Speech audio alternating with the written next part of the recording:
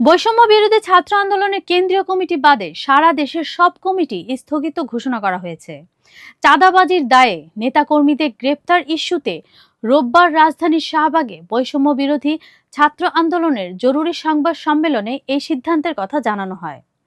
সাবেক সমন্বয়ক ও বৈষম্য বিরোধী ছাত্র আন্দোলনের কেন্দ্রীয় কমিটির সভাপতি রিফাত রশিদ সন্ধ্যায় এই ঘোষণা দেন।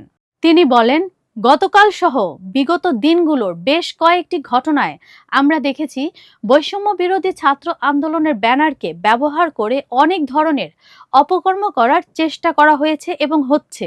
কমিটির আত্মপ্রকাশের দিনই আমরা সতর্ক করে দিয়েছিলাম যে এ ধরনের অপকর্ম বরদাস্ত করা হবে না। এরপরও বিভিন্ন মহল ও রাজনৈতিক দলগুলোর শেল্টারে অপকর্ম চলছে।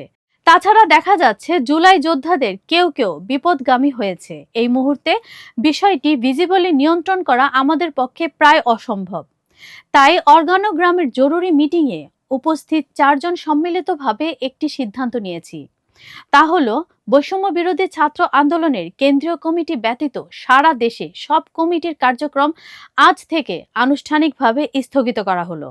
রিফাত রশিদ আরও বলেন, আইন শৃঙ্খলা বাহিনীর উদ্দেশ্যে বলছি, আজকের এই প্রেস কনফারেন্সের পর থেকে সারা দেশে বৈষম্য বিরোধী ছাত্র আন্দোলনের ব্যানারে যে বা যারা কোনো ধরনের অপকর্ম করার চেষ্টা করবে তাদের বিরুদ্ধে অ্যাকশন নেবেন।